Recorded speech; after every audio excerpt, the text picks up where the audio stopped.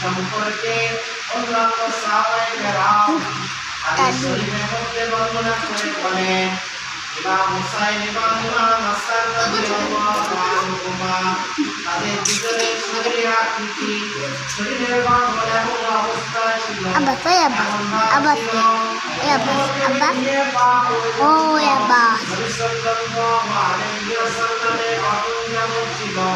যেমন গঠন ছিল হযরত হাসান রাদিয়াল্লাহু তাআলা আনহু সুবহানাল্লাহ শরীরের মধ্যে পাওয়া যায়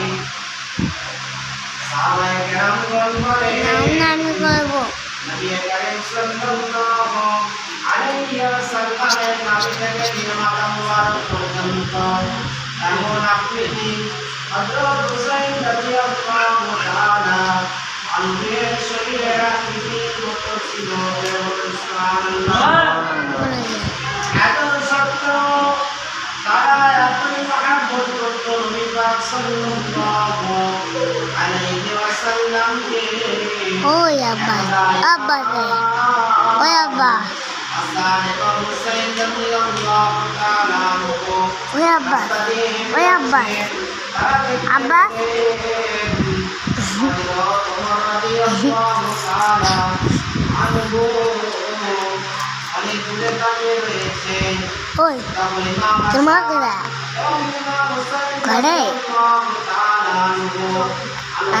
Oi, oi, keren. Semangat.